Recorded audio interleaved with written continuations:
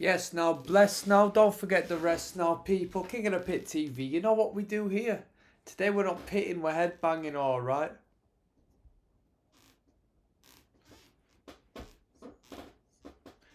Of course, it's Wikipedia. We're going to see whether they got the fact or fiction locked and loaded for us. A few tidbits for us.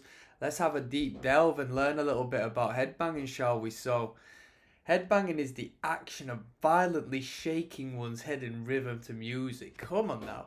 It is common in the contemporary rock, punk and heavy metal music genres where headbanging is often used by musicians on stage. Headbanging is also common in traditional Islamic Sufi music traditions such as Qawwali in the Indian subcontinent and Iran. Respect. Respect. On the side, we've got photos of death metal band Asphyx headbanging during a performance. People, I like a little headbang, especially if I've had a little bit to drink and I'm up front. We've got a nice crossover band on or something, death metal band or something. Come on now.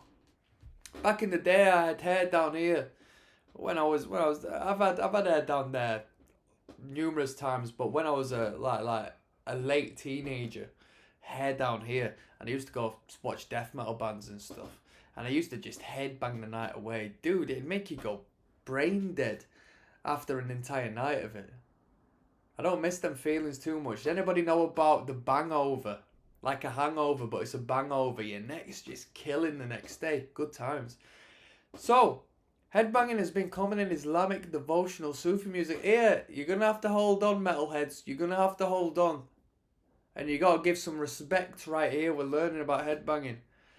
Islamic devotional Sufi music. Apologies if I mispronounced that. Traditions dating back centuries, such as the Indian subcontinent 600-year-old Qawwali tradition, and among dervishes in Iran's Kurdistan province. Qawwali performances, particularly at Sufi shrines in the Indian subcontinent, usually in honor of Allah, Islamic prophets or Sufi saints, often have performers and spectators induced in a trance-like state and headbanging in a manner similar to metal and rock concerts.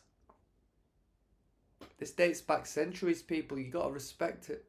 A popular song, often performed by the Sufi and the Fakirs in the Indian subcontinent, is the 600-year-old Dama Dammast Kalanda in honor of 13th century Sufi saint Lal Shahbaz Kalanda, which often has performers and spectators rapidly headbanging to the beats of the Norkat drum sounds.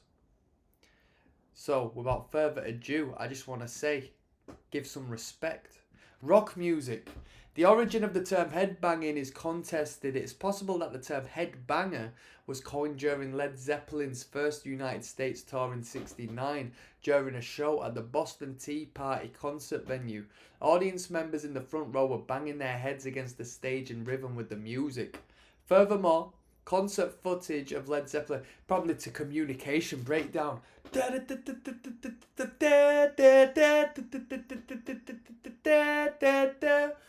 Hey. Furthermore, concert footage of Led Zeppelin performing at the Royal Albert Academy Hall Academy, January 1970 on the Led Zeppelin DVD released in 2003. The front row could be seen headbanging throughout the performance. However, an instance of headbanging prior to the alleged coining of the term can be seen during Cream's farewell concert in November '68. Man, Cream are old as hell. They broke up in '68, did a farewell concert, also at the Royal Albert Hall. Specifically during the performance of Sunshine of Your Love, front row audience members with particularly large amounts of hair are seen quickly bobbing their heads to the music in a fashion typically associated with modern headbanging. Ozzy Osbourne and Geezer Butler of Sabbath are among the first documented headbangers, as it is possible to see in footage of their gig in Paris 1970. In the early 70s, Status Quo were one of the first hard rock bands to headbang on stage. Lemmy from Motorhead, however, said in an interview in his documentary The Decline of Western Civilization to the Metal Years that the term headbanger may have originated in the band's name, as in motor headbanger. He's trying to make a little legal claim there. Yeah, I coined headbanging. I copyrighted it, people, don't you worry. I've got the merchandise, people. The practice itself and its association with the rock genre was popularised by guitarist Angus Young of the band AC/DC. which is an unreliable source, Wikipedia says. Early televised performances of the 1950s of Jerry Lee Lewis depict young males fans who had grown their hair in the fashion of Lewis, where his front locks would fall in front of his face. Lewis would continuously flip his hair back away from his face, prompting the fans to mimic the movement in rapid repetition in a fashion resembling headbanging. Yes, now we've got a section for parrots now, people. At least one parrot, a cockatoo named Snowball, developed the habit of headbanging to music, causing something of an internet sensation. Scientists were intrigued as untrained dancing among animals is rare. My man Snowball. Snowball's got a Wikipedia page. Bada bing. Snowball hatched. Oh man, it says hatched instead of born. Is a male Eleonora cockatoo, noted as being the first non-human animal conclusively demonstrated to be capable of beat induction, perceiving music and synchronizing his body movements to the beat. He currently holds the Guinness World Record for most dance moves by a bird. Yes, now 26 to 27 years old. I hope that bird is still alive. Oh, where's the comment on the headbanging? We've got to keep this contextual. Shout out to Snowball. Health. Oh, we got health issues. Well, we've got Cliff Burton here. That was a health issue. In the mid-1980s, Metallica bassist Cliff Burton complained repeatedly about neck pain, the bangover, associated with his almost constant and heavy headbanging during concerts and even rehearsals.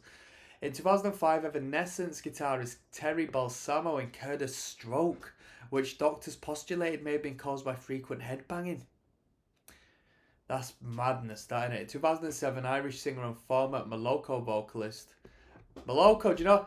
Bring it back, sing it back to me. Isn't that what they did? Sing it back. Yes, now. Vocalist Roisin Murphy suffered an eye injury during a performance of her song Primitive when she headbanged into a chair on stage. Oh, we've all been there. 2009, Slayer bassist / vocalist Tom Araya began experiencing spinal problems due to his aggressive form of headbanging. I forgot about that. That was a thing. And had to undergo anterior cervical discectomy and fusion after recuperating from the surgery. He can no longer headbang. I remember that. In 2011, Megadeth guitarist Dave Mustaine said that his neck and spine condition known as spinal stenosis was caused by many years of headbanging. Slipknot sampler Craig Jones once suffered from whiplash after an extended case of powerful headbanging.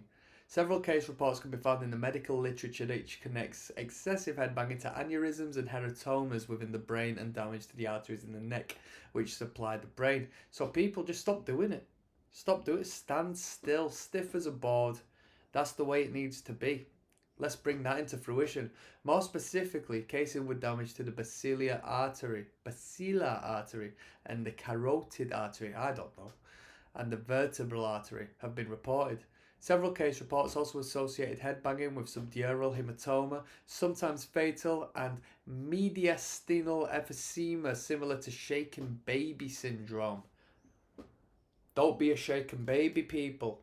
Headbangers, sort it out. An observational study comparing headbanging to non-headbanging teenagers in a dance marathon concluded that the activity is associated with pain in various parts of the body, most notably the neck where it manifests as whiplash. So basically, people, don't be a dummy, don't kill your brain cells. From here on, King of the Pit TV, we're banning headbanging. We're banning it. Alright? Perfect posture, perfect form, head upright. That's it. That was a little bit on headbanging. We got the Dutty Wine here, a Jamaican dance typically performed by young women. The dance originates in Jamaica with many other dances such as Log On and Screechy. The Dutty Wine. Yes, now I'm signing out. Stop the headbanging. Peace.